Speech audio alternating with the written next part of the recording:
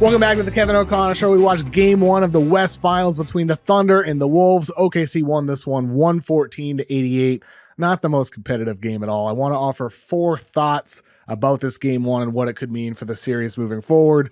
With number 1, SGA's grifting. Everybody's talking about this on social media, on every podcast, including this one.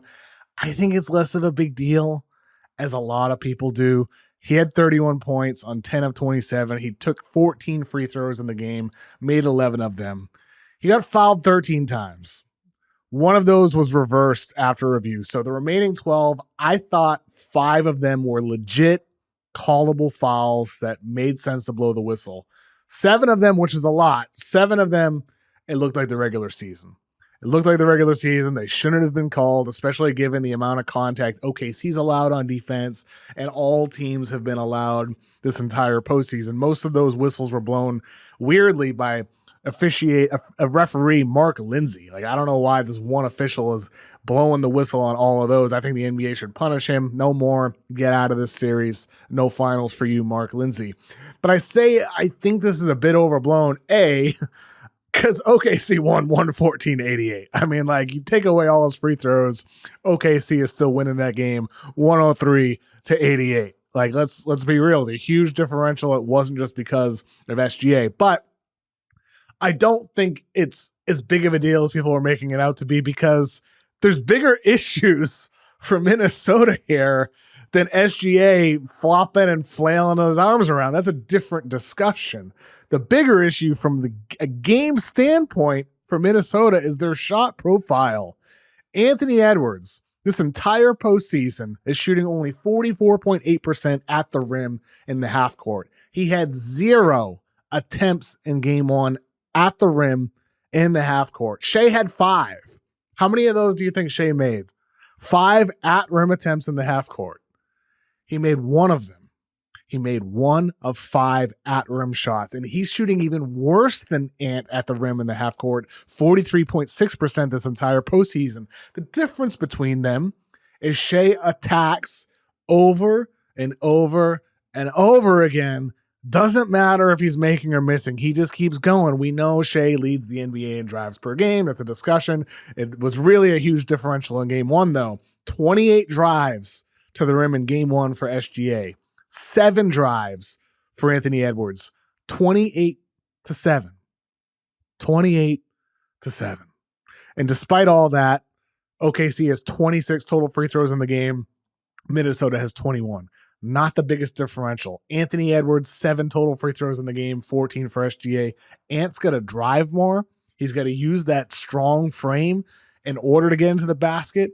When I had Dane Moore on my podcast earlier this week, he talked about this, how Ant needs to take a page out of SGA and look to draw contact. Like, if they're going to call it, you're a star, you got to do it. You can't be settling for a bunch of pull-up mid-rangers, bunch of pull-up threes. You got to get into the paint. And to me, that's this big story of the game. Anthony Edwards needs to elevate his play. He can't be 18 points on 5 of 13. Not enough shots, not enough drives. He's going to be better. And so does Minnesota as a whole. And this is my second point.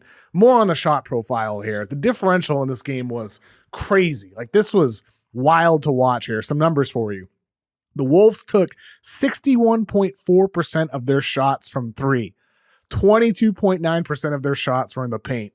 Basically the inverse for Oklahoma City. OKC had 56.1% of their shots in the paint, 25.6% of their shots from 3. So OKC had basically as many shots in the paint as the Wolves had threes.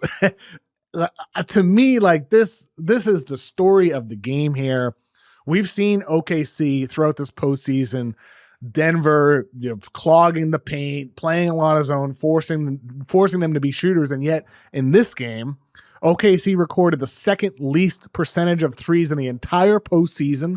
Only the Rockets in that Game 7 against the Warriors had fewer amount of threes. Minnesota recorded the most percentage of threes in the second most percentage of threes in the postseason. Only the Celtics in Game 1 against the Knicks, that 20-point blown lead. Remember when they took like 80 threes in the game? Only the Celtics in that Game 1 had more threes than Minnesota had in Game 1 against Oklahoma City. So can Minnesota win this way on offense? I don't believe so. I think they'll lose the series very quickly if they continue to shoot this frequency of threes. 12 threes for Dante DiVincenzo. A number of hero ball shots, early clock pull-up threes. Like, what the hell are you doing, dude? Stop trying to be a hero here. 0 for 7 for Naz Reid. He's going to have better nights. I would think. Like, he's shooting 40% from three in the postseason. He should have better games, but he also hasn't had like a good high volume Naz Reid style scoring game since around game one of last round. And then Gilgeous-Alexander Walker, 2 of 9 from three. Way too many 3-pointers for Alexander Walker. Still not as many mentions as him being SGA's cousin. I mean, we get it. Like, how many times in that game? I think 10 plus times we heard SGA and Gilgeous-Alexander Walker are cousins. We get it. It's enough. No more. No more for the rest of the series. But with Minnesota, I don't think they can win that way on offense. I don't think they can win that way on defense either. If you're allowing OKC to get into the paint that much, you gotta bank on OKC to be a higher volume 3-point shooting team. Do what Denver did. Pack the paint. Play some zone, take some pages out of what Dallas did last year when they beat OKC in the second round. And I think this part of this is on Chris Finch, the Minnesota head coach. Gobert gets 2 early fouls in the game. He immediately gets put on the bench. He had no fouls the rest of the game. I thought he pulled Gobert too early, should have stuck with him, and maybe that would make a difference moving forward in the series if they can get Rudy Gobert out there for 30 plus minutes and not just 21. But the fouling thing speaks to my third point here, OKC's depth advantage, because OKC, man, Finch feels like he has to pull Rudy because he has an 8-man rotation. Minnesota, they only have so many fouls that they can actually give in a game. Whereas OKC, like, you got Dagnall pulling out Kenrich Williams, dusted him off the bench, plus 19 in 10 minutes in the third quarter. OKC's got depth. Jalen Williams, who was pivotal last round against Denver, didn't even play in game one. He was the only DNP for Oklahoma City. So for the Thunder, if Caruso gets into foul trouble, grabbing Ant, aggressively defending Ant on the perimeter, well, they can play Cason Wallace more. They can put Jalen Williams on Caruso's guy. Aaron Wiggins, for that matter, he can play more. OKC's playing 10 guys, but in reality, they're 13 guys deep. And that's part of what allows them to defend with the aggression and the intensity, play in, play out that they do. Part of them is knowing that the officials are not going to blow the whistle every single play.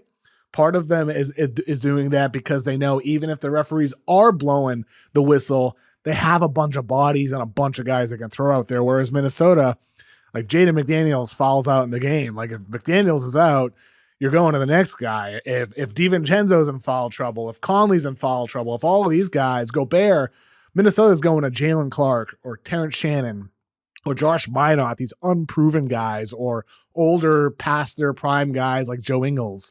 The Wolves are shallow.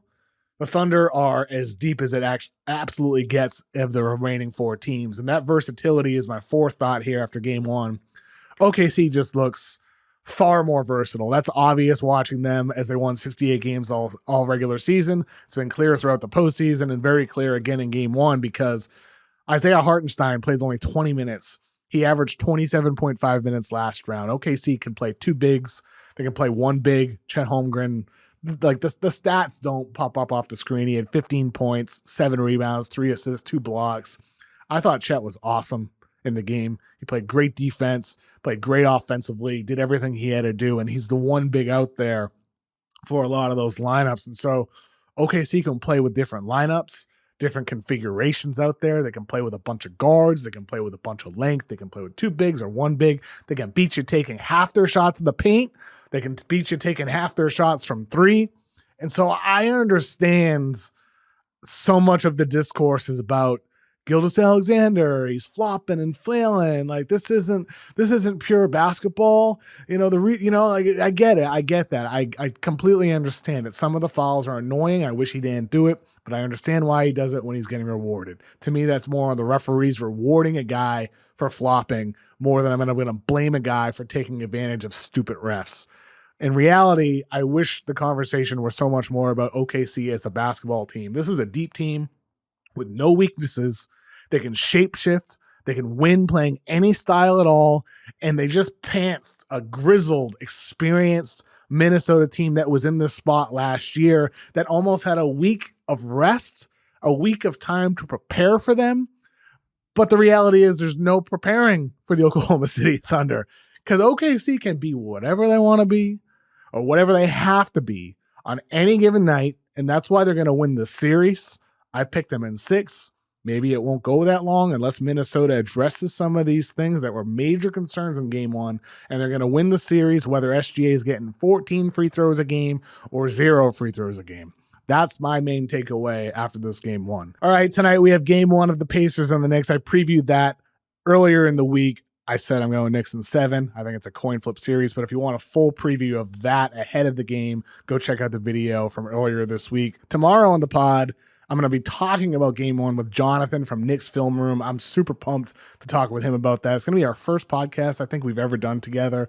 I'm sure he's hoping that the Knicks end up winning the game, but we're going to be breaking it down regardless of what happens. And then after OKC Minnesota game 2 on Thursday night, I'll be recording with Tom Havister about that. So look for that video in your feed overnight on Thursday or sometime on Friday whenever you get to it. Super excited to be talking about these guys, breaking out every game of the conference finals with my guests and with Tom tomorrow night, like I said, after OKC and Minnesota. Thank you for watching this video. Hope you have a good day.